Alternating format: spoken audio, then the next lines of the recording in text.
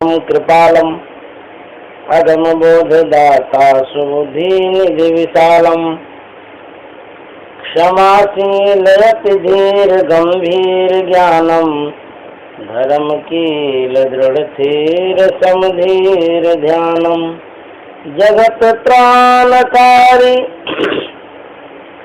अघारी उदारम भगत प्राण रूपम दया गुण पारम नमो सद्गुरु ज्ञान दाता सुस्वामी नमामि नमामि नमामि नमः। श्री सद्गुरु महाराज की जय। अव्यक्त रूप में परमाराध्य सद्गुरु महाराज, उपस्थित सत्संग प्रेमी महानुभाव माता एवं बहनों, गुरु द्रोणाचार्य के सानिध्य में कौरव और पांडव दोनों परिवार के बच्चे पढ़ते थे। गुरु द्रोणाचार्य सिर्फ राजपूत को ही पढ़ाया करते थे, अन्य किसी जाति को नहीं पढ़ाते थे। जबकि विद्या जो होती है वो किसी जाति विशेष के नहीं होती है, और जो गुरु होते हैं किसी जाति विशेष के नहीं होते हैं। गुरु भी विश्व कल्याण के लिए आते हैं और विद्या भी जो है विश्व कल्याण के लिए होता है। तो गुरु के पास जो भी विद्या है वो सब जाति के लिए है, जाति पाति कोई बात नहीं होती। लेकिन उन दिनों इस तरह की बहुत बात होती थी कि जाति विशेष की विद्या दी जाती थी कहीं कहीं। एक थे एकलव्य। एकलव्य कोलभील था, साधारण जाति का था, साधारण परिवार का लड़का था। उनके मन में धनुर्विद्या सीखने की बहुत इच्छा हो गई। अब कहाँ जाएंगे, जो सिखाएंगे तो वहीं जाएंगे। एकलव्य गुरु द्रोणाचार्य के पास जाते हैं और विनीत भाव से कहते हैं कि गुरुदेव, हमको भी धनुष विद्या सीखनी है, हमें भी शिष्य बना लीजिए। गुरु द्रोणाचार्य परिचय पूछते हैं। परिचय जान करके कहते हैं कि मैं सिर्फ राजपूतों को सिखाया करता हूँ, अन्य जातियों को नहीं।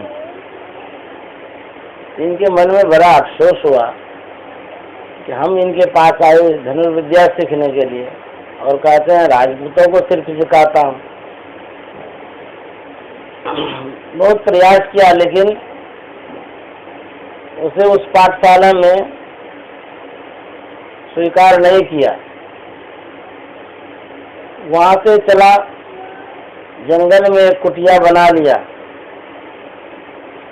वहीं पर गुरु द्रोणाचार्य की मूर्ति का गठन कर लिए। श्रद्धा है लेकिन सहयोग नहीं मिल रहा है। अब देखिए, श्रद्धा और विश्वास क्या करता है। जिसके अंदर में श्रद्धा और विश्वास है तो उससे भी फल मिलता है। विश्वास से फलदायक हम बिनु विश्वास भगत नहीं तई बिनु द्रवई न राम। विश्वास है तो मिलेगा।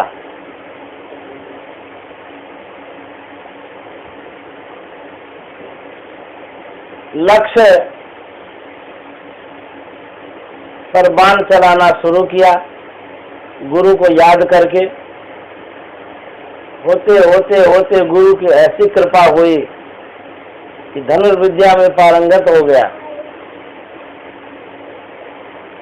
एक दिन गुरु द्रोणाचार्य कौरव और पांडव बच्चों को लेकर के जंगल में जा रहा था। उसके साथ में एक कुत्ता भी था। कुत्ता का तो स्वभाव होता है, कभी आगे कभी पीछे, कभी दाएं कभी उधर भागता है। तो जा रहे थे उसी रास्ते में एकलव्य की कुटिया थी। एकलव्य तो काला कलौटा था। कुत्ता जैसे ही गया एकलव्य के पास वो ध्यान में बैठा था, ध्यान कर रहा था उस समय। तो काला काला जो देखा ना, तो कुत्ता भौंकने लगा खूब जोर जोर से। ध्यान भंग हो गया उसका। आवेश में आकर के धनुष बाण उठाया और कुत्ता के मुंह में बाण मारा। बहुत बाण मार दिया मुंह में। और बाण की विशेषता ये थी कि उतना बाण लगा लेकिन खून एक बूंद भी नहीं गिरा। अब मान लीजिए किसी को बाण लगेगा तो खून तो गिरेगा गिरेगा, लेकिन खासियत यही थी कि खून नहीं गिरा। तो कुत्ता भागते भागते फिर आ गए गुरु द्रोणाचार्य के पास। ये लोग भी जा रहे थे उधर। अर्जुन की नजर पड़ गई कुत्ते पर, बाण लगा हुआ है मुंह में। अर्जुन बड़ा मेधावी था, पारखी भी था। कुत्ता को देख करके उस स्थिति में द्रोणाचार्य से कहते हैं, गुरुदेव आपने तो कहा था कि तुमसे बढ़कर के किसी को और विद्या में पारंगत नहीं करेंगे, लेकिन आपने मुझसे जो कहा था उस बात में और अभी जो मैं देख रहा हूँ इस बात में आसमान धरती का फर्क है। क्या मुझसे आप झूठ बोल दिए? बोले कि नहीं अर्जुन, मैं झूठ कैसे बोल सकता हूँ, मैंने जो कहा है सत्य कहा है। तो बोले सत्य कहा था, प्रमाण तो यहाँ प्रत्यक्ष है कि कुत्ते के मुंह में बाण लगा है, एक बूंद खून भी नहीं गिरा है। ये विद्या तो हम भी नहीं जानते हैं, ऐसी विद्या कि बाण में चलाऊं किसी को लगे और खून नहीं गिरे। ये तो विद्या आपने नहीं सिखाया, किसी और को सिखाया है, और आपके सिवा कौन सिखा सकता है?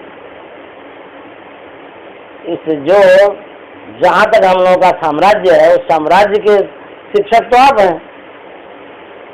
उसके अंतर्गत कोई है आदमी, अभी आया है कुत्ता, और हम लोगों से विशेष विद्या आपने किसी को सिखाई है और आप बोले हैं कि ये किसी को नहीं सिखाएंगे, ये बात झूठी हो रही है।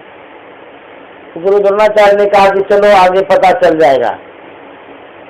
तो कुत्ता आगे आगे जा रहा था, ये लोग पीछे पीछे जा रहे थे। चलते चलते चलते चलते एकलव्य की कुटिया में गए। देखते वो ध्यान कर रहे हैं। तो जब आहट हुई सबके आने की तो आँख खोला तो देखते हैं गुरु द्रोणाचार्य आए हैं। साष्टांग प्रणाम किए। बोले गुरुदेव मेरा सौभाग्य है आप मेरे कुटिया में आए, मैं आपकी क्या सेवा करूं? गुरु द्रोणाचार्य कहते हैं कि ये कुत्ता को जो बाण मारा है तूने मारा है? बोले हाँ गुरुदेव मैंने मारा है, बहुत भौंक रहा था, बहुत हल्ला कर रहा था इसलिए मैंने मारा। बोले ये विद्या तुमको किसने सिखाई है? एकलव्य कहता है गुरुदेव आपने सिखाई है। अब अर्जुन को लगा बाप रे बाप, इतना झूठ बोलते हैं गुरुदेव। कह देते हैं गुरुदेव आपने तो कहा था कि मैंने किसी को नहीं सिखाया। उस समय पूछा तो कहा कि मैं किसी को नहीं सिखाया, ये तो अपने मुंह से कह रहा है। इतना झूठ आप बोलते हैं। ये तो कह दिया कि हाँ आपने सिखाया है, आप क्या जवाब देंगे? तो गुरु द्रोणाचार्य कहते हैं एकलव्य तुमको मैंने कब सिखाई? मैंने तो तुमको शिष्य नहीं ग्रहण किया है, तुम तो गया था मेरे पास, मैंने कहा तुमको विद्या नहीं सिखाऊंगा। एकलव्य कहता है कि आपने तो स्वीकार नहीं किया, शिष्य आपने नहीं बनाया, लेकिन मैंने आपको स्वीकार कर लिया, गुरु मैंने बना लिया। देखिए शिष्य के अंदर में कैसी श्रद्धा है। तो कहते हैं कि आपने तो स्वीकार नहीं किया, लेकिन मैंने गुरु स्वीकार कर लिया, मैंने आप पर विश्वास कर लिया। और आपकी देखिए मूर्तियां हैं, मूर्ति बोले हाँ है, तो इसी का गठन कर लिया, मैंने इसी को गुरु मान लिया और इसी पर लक्ष्य लगा करके मैंने सीखते सीखते सीख गया, आप ही ने तो सिखाया। बोले धन्य है शिष्य इसे। तो बोले कि अच्छा ठीक है तुमने गुरु मान लिया तो गुरु दक्षिणा भी तो देना चाहिए। बोला हाँ एकदम देंगे, जब आपके नाम पर मैंने सीखा है, आप हमारे गुरु हैं, मैंने तो स्वीकार कर लिया, गुरु आपको मान लिया, आप आज्ञा करिए। अब देखिए शिष्य के अंदर में श्रद्धा है, भाव है, निष्ठा है, प्रेम है, विश्वास है, लेकिन गुरु के मन में नहीं है। गुरु तो छल कर रहा है, गुरु ने सिखाया नहीं। गुरु द्रोणाचार्य के मन में छल आ गया ना यहाँ, क्योंकि अर्जुन को खुश करना था। एकलव्य यदि आगे बढ़ जाएगा तो अर्जुन नाखुश हो जाएगा, राजपूत है। अर्जुन नाखुश हो गया तो फिर गुरु द्रोणाचार्य की दशा खराब हो जाएगी, क्योंकि अर्जुन भी धुरंधर था। उन्हीं के कारण तो उसका नाम भी हुआ गुरु द्रोणाचार्य का, अर्जुन के कारण। अच्छे शिष्य होते हैं तो गुरु का भी नाम होता है, शिष्य गड़बड़ हो जाता है, गुरु का भी नाम गड़बड़ हो जाता है। शिष्य ही गुरु का नाम करता है, क्योंकि गुरु की योग्यता अलग होती है। जैसे रामकृष्ण परमहंस थे, सच्चे गुरु थे, पक्के गुरु थे, पहुंचे हुए थे, लेकिन उनकी कीर्ति का विस्तार करने वाला तो विवेकानंद जी महाराज ही निकले। विवेकानंद जी महाराज नहीं होते तो रामकृष्ण परमहंस को उतना दूर तक शायद जानते ही नहीं जानते। उनकी पताका को ढोने वाले तो शिष्य होते हैं, ज्ञान के कलश लेकर के कहाँ कहाँ जाते हैं, प्रचार प्रसार करते हैं। तो अर्जुन के कारण गुरु द्रोणाचार्य का नाम हुआ है। गुरु द्रोणाचार्य कहते हैं कि हमको दक्षिणा चाहिए, बोले आज्ञा करिए। अब देखिए, गुरु द्रोणाचार्य कहते हैं हमको दाहिने अंगूठा चाहिए, खाली आज्ञा कई किए, तुरंत काट के निकाल दिए। अब मुझे शिष्य में कितनी निष्ठा है, गुरु की आज्ञा हुई है, अंगुली काट करके दे दी। अर्जुन के मन में हुआ कि अब हमसे बढ़कर के कोई धनुर्विद्या में आगे नहीं बढ़ेगा, लेकिन फिर भी एकलव्य जो विद्या सीखा था धनुष का, वो अर्जुन से भी बढ़कर के सीखा था। अंगुली कटने के बावजूद भी वो बाण चलाता था। तो गुरु में निष्ठा रखने से, गुरु में श्रद्धा रखने से फल मिलता है। हाँ, तो गुरु जो होते हैं उनको निष्कपट निश्चल होते हैं गुरु, लेकिन शिष्य भी ऐसे होते हैं निश्चल निष्कपट। तो उनके अंदर में श्रद्धा भक्ति है तो उनको लक्ष्य की प्राप्ति होती है। एक बार परीक्षा ले रहे थे सभी बच्चों का, स्कूल में पढ़ा रहे थे गुरु द्रोणाचार्य कि क्रोध नहीं करना चाहिए। ये बात सबको सुना दिए, कौरव पांडव को क्रोध नहीं करना चाहिए। और गुरु द्रोणाचार्य कहते हैं इतना ही शब्द है, इसी को याद करके कल सुना देना।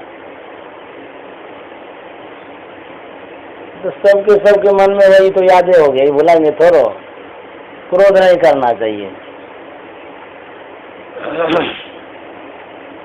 दूसरे दिन सब विद्यार्थी आ गए, कौरव बच्चों से पूछा गया, सब खड़ा होकर के कहा दिए क्रोध नहीं करना चाहिए, क्रोध नहीं करना चाहिए। उसी में पांडव का बच्चा था युधिष्ठिर जी महाराज। युधिष्ठिर जी से पूछा गया कि तुम नहीं बोल रहे हो, बोले गुरुदेव अभी याद नहीं हुआ है। सब हंसने लगे, जितने बच्चे थे ना सब हंसने लगे कि कितना बेवकूफ है, एगो तो शब्द है क्रोध नहीं करना चाहिए, याद भी नहीं हुआ है। मजाक खूब किया उसका। तो द्रोणाचार्य ने कहा कि देखो कल याद करके आना, नहीं तो तुम्हारी बहुत पिटाई होगी। दूसरे दिन तीसरे दिन आए तो सबके सब तो सुना ही दिए थे, उन्हीं से पूछना शुरू किया, बताओ याद हो गया? बोल रहे गुरुदेव अभी याद नहीं हुआ है। बोले अरे एक शब्द है क्रोध नहीं करना चाहिए, इतना क्या नहीं याद होता है तुमको, इतना भुंदा हो गया तुम? बोले कि अभी याद नहीं हुआ है। बोले याद नहीं हुआ है तो तुम नहीं सीखेगा, मार लगेगी तुमको तब सीखेगा। कल यदि याद करके नहीं आया तो खूब पिटाई होगी तुम्हारी। तीसरे दिन फिर पूछे,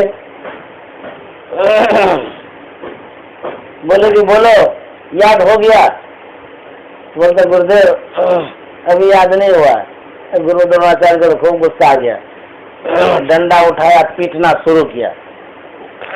खूब पीटा, पीटते पीटते परेशान हो गया।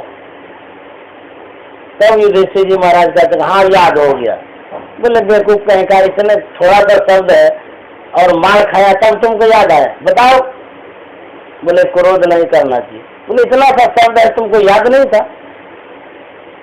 तो बोले गुरुदेव याद तो था ही, लेकिन बोले क्या लेकिन? बोले कि इसका मैं परीक्षा लेना चाह रहा था, तो आपने जो कहा क्रोध नहीं करना चाहिए, अब आप हमको कुछ कह रहे हैं, क्रोध उत्पन्न हो ही रहा है, तो फिर तो याद नहीं हुआ। जब आपने खूब मारा भी तब भी हमको क्रोध नहीं हुआ, तब हम कह दिए कि याद हो गया।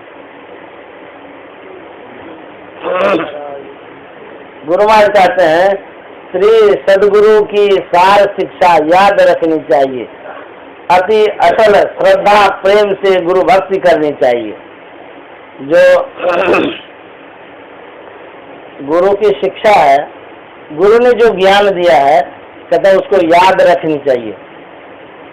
अति अटल श्रद्धा प्रेम से गुरु भक्ति करनी चाहिए। कहते अति बहुत श्रद्धा और प्रेम से गुरु की भक्ति करनी चाहिए। खाली याद करने से नहीं होगा, उसको करना पड़ेगा तब न होगा। तो करेंगे नहीं, सिर्फ याद है तो फिर तो उतना फल नहीं मिलेगा। बहुत कुछ याद कर लेते हैं, करते नहीं है, फिर उतना फलप्रद नहीं होगा।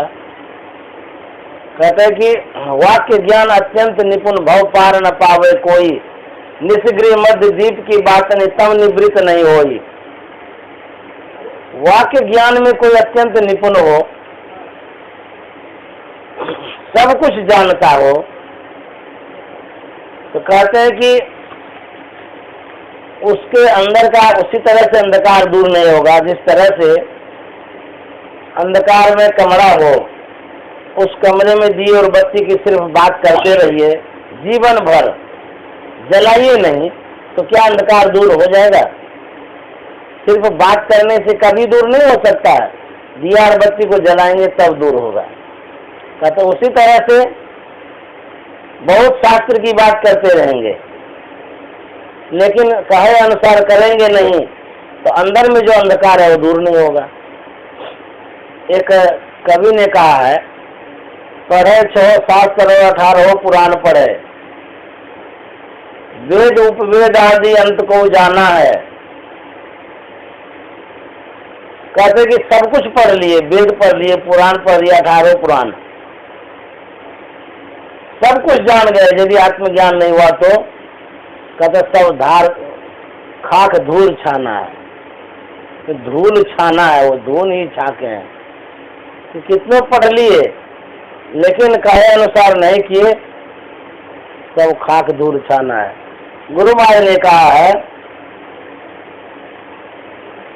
फिरे चहु दिस जगत में अरु वक्तृता देता फिरे, ध्यान बिनु नहीं शांति आवे, लोग हो कितना हो गिरे, ध्यान बिनु नहीं शांति आवे, लोग हो कितना हो गिरे।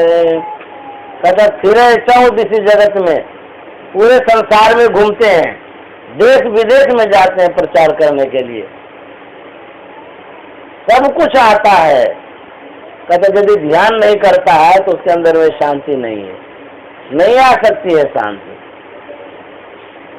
लोग कितनों घिरे, लाखों लाख आदमी घेर लेते हैं, जय जयकार करते हैं, महान संत भी बोल देते हैं, लेकिन उनके अंदर में जो अशांति है वो दूर नहीं होती है। कहते क्यों नहीं दूर होती है? जब तक ध्यान नहीं करेंगे तो दूर ही नहीं होगी। इसीलिए गुरु के कहे अनुसार ध्यान करना चाहिए।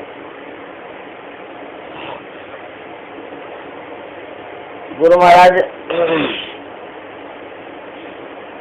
जब यह जान गए कि ईश्वर प्राप्ति का एक ही रास्ता है ध्यान, ध्यान के ही द्वारा उसको प्राप्त कर सकते हैं, तो जीवन पर्यंत ध्यान ही करते रहे। और हम लोगों को भी सिखा करके गए कि ध्यान करना चाहिए। ध्यान जब तक नहीं करेंगे मन में शांति नहीं आएगी। मन में यदि शांति ही नहीं आएगी तो सब कुछ फीका फीका लगेगा। संसार में जितने आदमी हैं सब कोई शांति खोजते हैं, किसको शांति नहीं चाहिए, सब कोई खोजते हैं। बहुत रुपया है, बहुत संपत्ति है, मान प्रतिष्ठा इज्जत सब कुछ है, लेकिन मन में अशांत है। मन में अशांति है तो सब बेकार जैसा लगता है। अरब खरब है लेकिन चैन से नहीं रह पाता है, सब बेकार हो गया। दिल्ली में गुरुदेव गए थे महर्षि संत रमन जी महाराज अपना स्वास्थ्य लाभ के लिए। वहाँ एक खरबपति आए।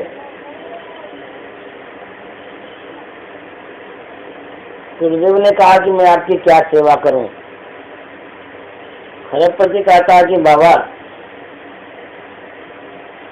मैं एक अपने आप को जानता हूँ, दूसरा भगवान को मानता हूँ, तीसरा संसार में कोई है ये हमको पता ही नहीं है, और हमको कोई चीज की कमी भी नहीं है। मैं खरबपति हूँ, धन संपत्ति अपार है। हुजूर कहते हैं कि फिर आप मेरे पास क्यों आए? कोई किसी के पास किसी कारण से न जाते हैं। मान लिया जाए कोई कारण ही नहीं होगा तो जाएगा क्यों? अच्छा, जिसके पास सब सुख होगा और सब कुछ होगा वो क्यों जाएगा किसी के पास? जाने की आवश्यकता ही नहीं है। हुजूर कहते हैं कि आप क्यों आए मेरे पास? तो खरबपति कहता है कि बाबा सब कुछ है लेकिन शांति नहीं है।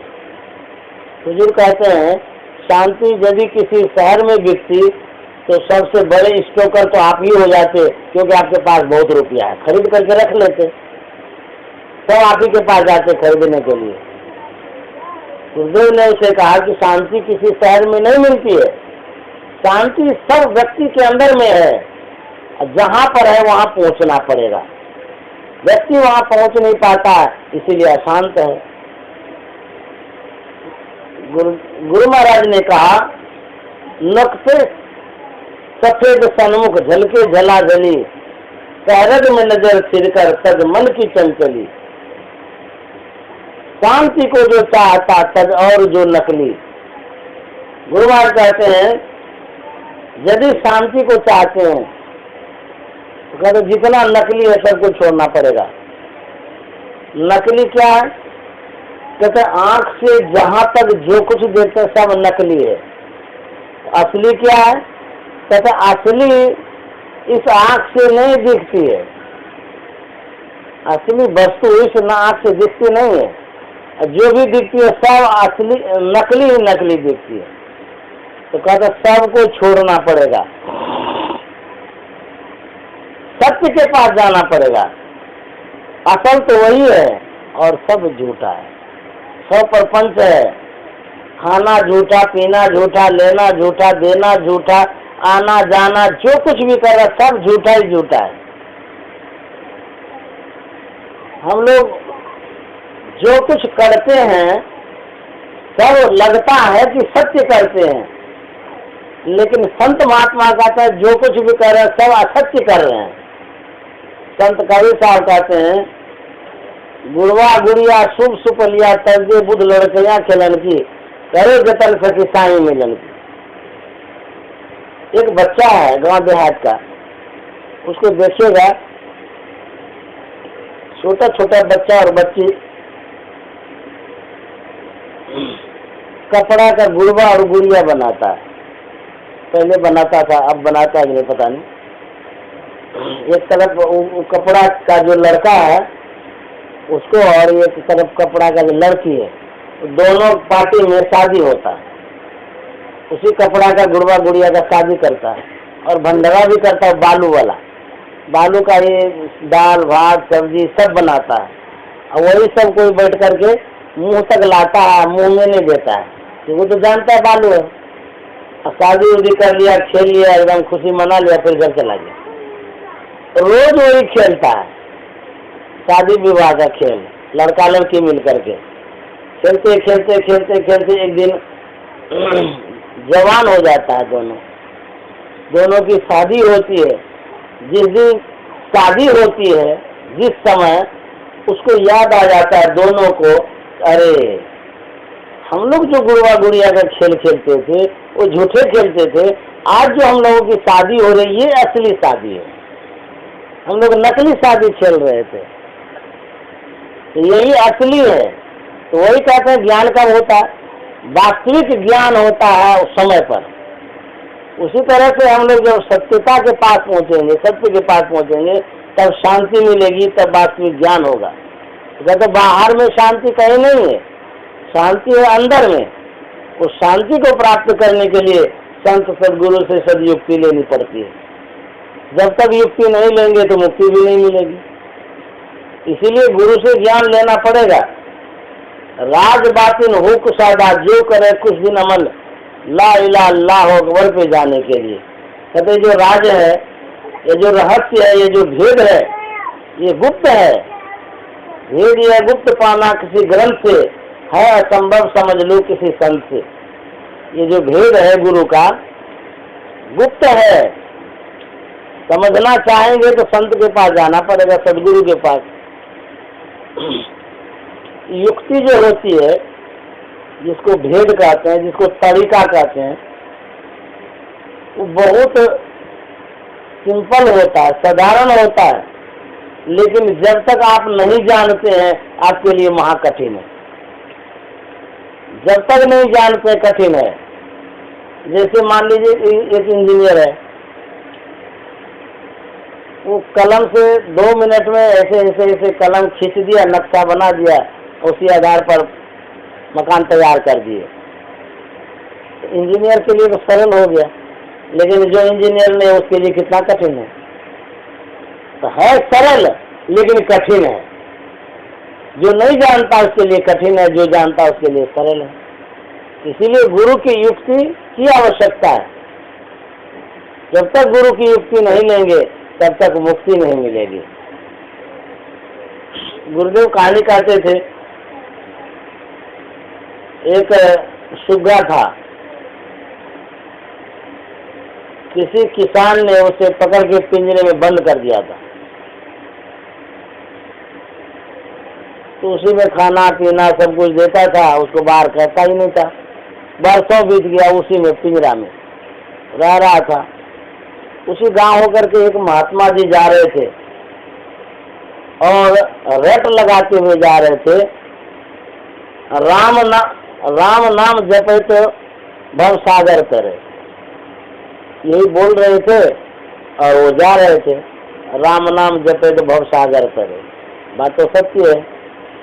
होते होते वो पिंजरा में जो सुग्गा था वो सुन लिया, और उसी होकर के महात्मा आ रहे थे। जैसे ही पिंजरा के पास से वो गुजरा तो सुग्गा आवाज देता है, महात्मा जी इधर आइए। क्या बोल रहे हैं सुनाइए। तो कहते कि राम नाम जपे तो भव सागर करे। सुग्गा हंसने लगा, बोला वाह, किस गुरु ने आपको सिखाया ये सब गलत बात? बोला गलत बात कैसे? बोले अरे तुम ये मत कहो कि राम नाम जपे तो भव सागर करे, तुम ये कहो राम नाम रटे तो लोग पिंजर पड़े। बोला रे बेवकूफ कहेगा, तुम कैसे बोलता है?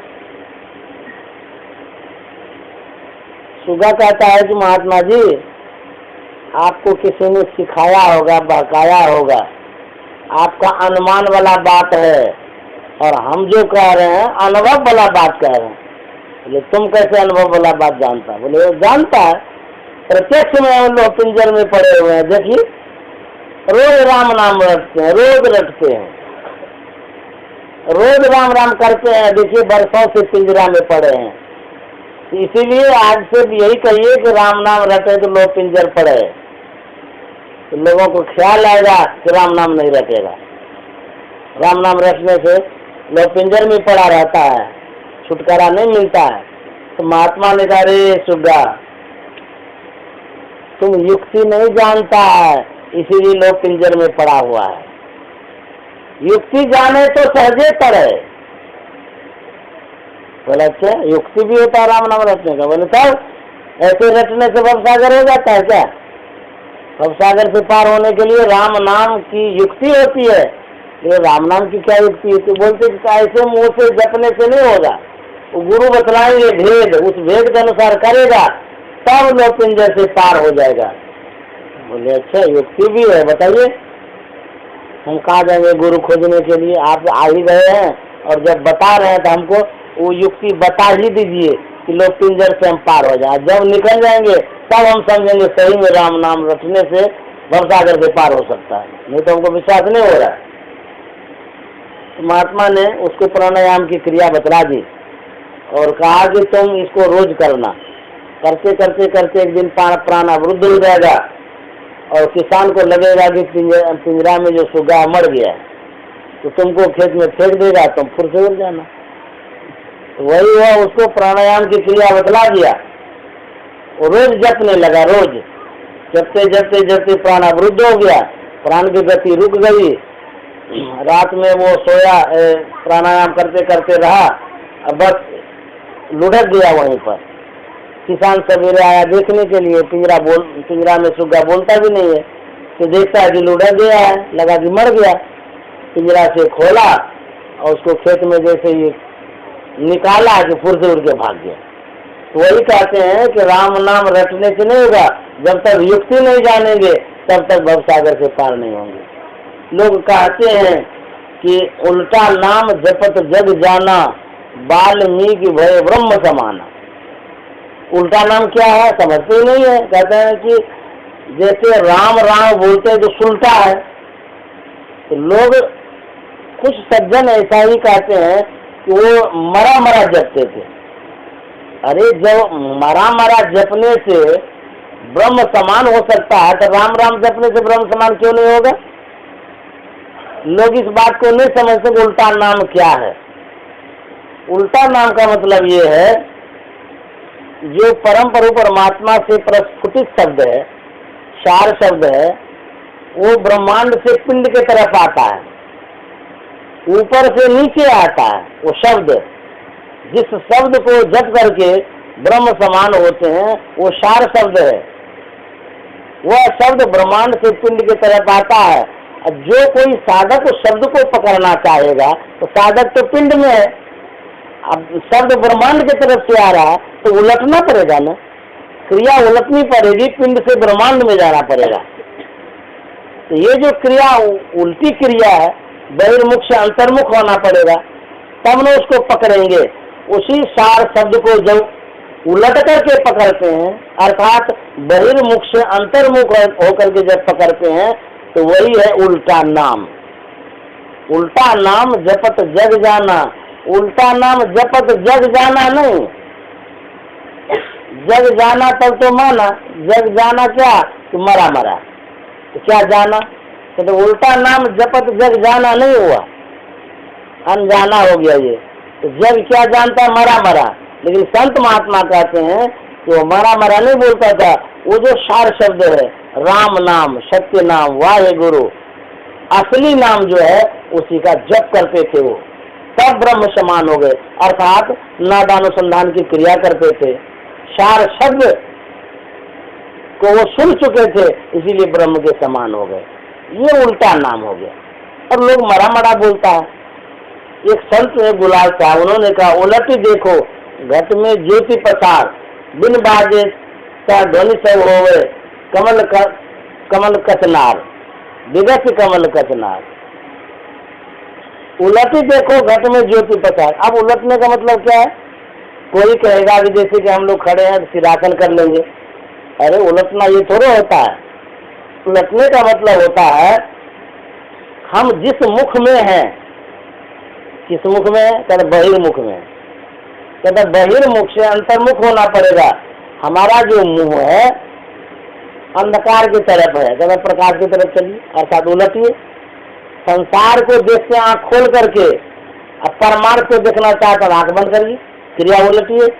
तो बहिर्मुख से अंतर्मुख होना ये उलटना है। पिंड से ब्रह्मांड की तरफ जाना ये उलटना है। जब तक उल्टेंगे नहीं तब तक आप उस अंतर के शब्द को नहीं सुन सकते हैं। हम लोग जा रहे हैं, आगे ही जा रहे हैं, आगे ही जा रहे हैं, कहाँ जाएंगे कोई ठिकाना नहीं है। कितना दूर चले गए, संत महात्मा कहते ठहरो, जहाँ हो तुम वहीं रुक जाओ, उसके आगे न जाना है न देखना है। जाना भी नहीं है, देखना भी नहीं, आगे कहाँ जाएंगे, गड्ढा है, अंधकार है, खाई है, जाकर के क्या करेंगे? पैर बढ़ाते जाएंगे, दलदल में धंसते चले जाएंगे, तब क्या होगा? तो कहता जहाँ है वहीं रुकिए, और रुक करके मुड़ जाइए। कहता किस मुख मुड़ना है? कहता गुरुमुख हो जाइए। गुरुमुख क्या होता है? एक तो गुरुमुख का मतलब तो ध्यान, दीक्षा ले लेना, वचन वेद ले लेना, इसको कहता है गुरुमुख। दूसरा गुरुमुख ये होता है, गुरु का जो मुख है, फेस जिधर है गुरु का, उस तरफ हो जाना, ये गुरुमुख है। तो गुरु का फेस किधर है? कहते गुरु का फेस है प्रकाश की तरफ, पूरब है। गुरु का जो फेस है पूरब है, तो कहता हम लोगों को भी उसी तरफ मुंह कर लेना है, फेस कर लेना है। ये जो बाहर का चेहरा है ये नहीं, ये मुंह नहीं है, वो दूसरा कोई मुंह है। ये मुंह तो किधर घुमाएंगे तो घूम जाएगा। कहते वो जो मुंह है, अर्थात आपका जो लक्ष्य है, आपका जो उद्देश्य है, आपका जो ख्याल है, आपकी जो वृत्ति है, उसको उस तरफ करना है, गुरु के मुख तरफ। गुरु का मुख है प्रकाश की तरफ, ज्ञान की तरफ है, इसीलिए कहते हैं गुरुमुख हो जाइए। जो गुरुमुख हो गए हैं वो ज्ञानी हो गए हैं। तो गुरुमुख होना अर्थात गुरु जिस मुख में है, जिस तरफ है, उधर हो जाना है। गुरु महाराज ने कहा गुरु की आज्ञा मान प्यारे, कर सदा गुरु की कही, सुख मन के जीना नाल से अमृत की धारा बह रही। दूसरे पद में कहा दुख दर्द भव के सब मिटे, सदगुरु चरण नित्य ये, गुरु भक्ति बिन कछु ना बने, में ही सकल संतन के। कहते जब तक गुरु की भक्ति नहीं करेंगे, गुरु की सेवा नहीं करेंगे, गुरु के कहे अनुसार नहीं चलेंगे, तब तक ये जो दुख और दर्द है नहीं मिटेगा। गुरु की आज्ञा मान प्यारे, गुरु की आज्ञा का पालन करना चाहिए। हम लोग सत्संग में आते हैं, बड़ा अच्छा करते हैं। इस जीवन का कोई ठिकाना नहीं है, कब इस संसार से कौन जाएंगे कोई पता नहीं है, किसी का गारंटी नहीं है। कहेंगे कि 100 बरस जिएंगे तब जाएंगे, तो 100 बरस यदि मानव जीता तो बच्चा क्यों मर जाता है, जवान क्यों मर जाता है? 100 बरस का कोई गारंटी नहीं। जिंदा है, ये गुरु की कृपा है, प्रभु की असीम कृपा है कि हम लोग सांस ले रहे हैं। नहीं तो किसी समय सांस बंद हो जाएगी, पल में प्रलय होगी, बहुरी करेगा तब पल में प्रलय हो जाएगा, सांस बंद हो जाएगी, हार्ट अटैक हो जाएगा, गाड़ी से कुचला जाएंगे, बिजली गिर जाएगी, क्या से क्या दुर्घटना नहीं होती है। पेपर में देखिए, टीवी में देखिए, लोग रोज मरता है, रोज एक नहीं हजारों हजार लोग मरता है विश्व में। पूरे विश्व में जो मरता है यदि गिनती करेंगे तो कितना हजार लोग मरता है रोज, लेकिन हम लोगों को पता ही नहीं चलता कि लोग मरता भी है, कुछ भी पता नहीं है। कहते हैं हाँ पता तो है, बोले वो जो पता है सब लापता है। वो पता क्या पता जिस पता से आपको डर भी नहीं लगता, आपकी आंखों में सामने में कोई मर रहा है तब भी नहीं डर लगता है, एक क्षण के भले आंख से आंसू गिरा देते हैं, लेकिन थोड़ा ये सोचते हैं अरे हमको भी तो जाना है, एकदम नहीं सोचते, भुला जाते हैं। एक बार कबीर साहब गए थे श्मशान घाट किसी को जलाने के लिए, मुर्दा जलाने जाता है ना, एक आदमी कबीर साहब को खोजते हुए आए, बोले कबीर साहब से मिलना है, कहाँ है? बोले वो तो श्मशान घाट चले गए हैं। बोले श्मशान घाट चले गए हैं? बोला अच्छा ठीक है।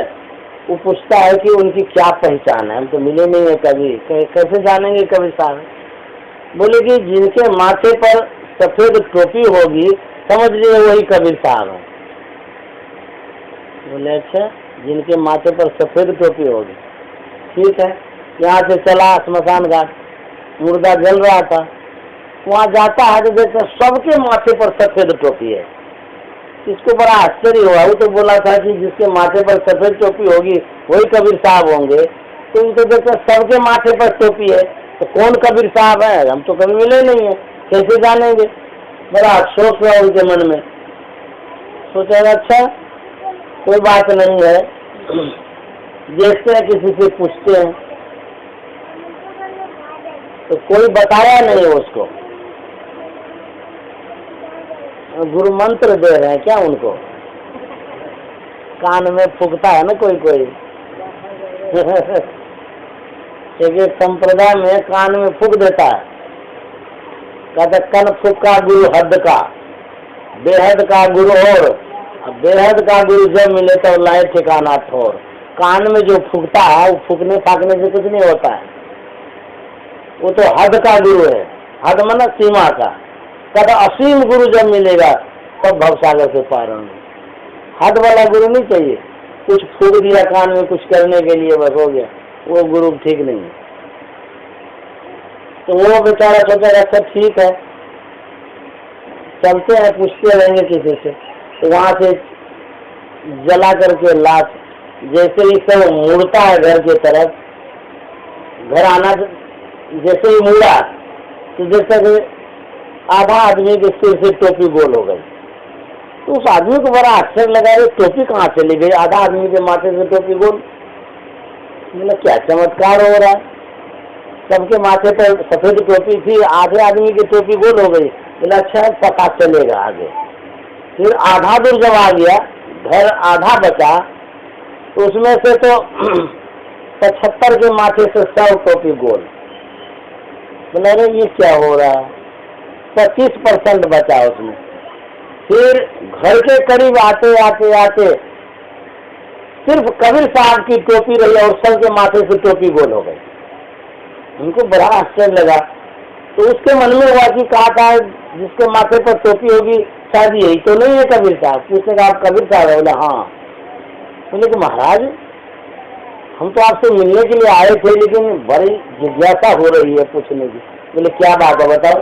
बोले कि हमको आश्चर्य ये लग रहा है कि जब स्मशान घाट में सब थे, सबके माथे पर सफेद टोपी थी, और जैसे ही इधर मुड़े आधी टोपी गोल हो गई। फिर आधा दूर आए तो 75% गोल हो गया, और घर के करीब आए तो सबका गोल हो गया, खाली आपके माथे पर टोपी है। ये क्या बात है? बोले कि ये जो सफेद टोपी है ना, ये बैरागी की टोपी है। बोले अच्छा बैरागी की टोपी है? बोला तो कैसे? बोले कि जब मुर्दा जलाने के लिए लोग जाता है स्मशान घाट में, तो कुछ क्षण के लिए वैराग्य होता है स्मशान घाट में कि ये शरीर नश्वर है, समाप्त होने वाला है, सब संसार से चले जाते हैं। ये क्षण के लिए वैराग्य सबके मन में आती है। तो वैराग्य जो आती है वही वैराग्य की टोपी है। उसके बाद जैसे जला जुला करके जब राख कर देते हैं सबका, जब घर की तरफ मुड़ते हैं तो वैराग्य जो है ना सबका उतर जाता है, और घर के करीब आते आते आते आते सबका वैराग्य समाप्त हो जाता है।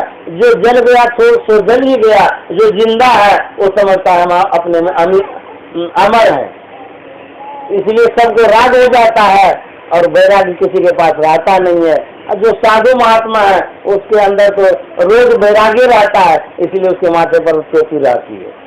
बोलिए प्रेम से श्री गुरु महाराज की जय। इसीलिए टोपी एक इज्जत है, प्रतिष्ठा है, मान है, सम्मान है। इसीलिए टोपी रखनी चाहिए। नहीं कहता है पगड़ी बचा के रखना चाहिए। पगड़ी बच गया तो इज्जत बच गया। उसी तरह से वैराग्य बना के रखना चाहिए। यदि वैराग्य बना हुआ नहीं रहेगा तो संसार में चले जाएंगे, लुढ़क जाएंगे, कहाँ जाएंगे कोई ठिकाना नहीं रहेगा। प्रत्येक दिन मन में वैराग्य रखना चाहिए, इस संसार से हमको जाना है। कोई वस्तु साथ नहीं जाएगी, कोई व्यक्ति साथ नहीं जाएगा, कोई धन संपत्ति नहीं जाएगा, तब आपकी इज्जत बची रहेगी, टोपी बची रहेगी। श्री सदगुरु महाराज की जय। अब गुरु कीर्तन करिए, उसके बाद आरती करेंगे, प्रसाद लेकर के जाएंगे।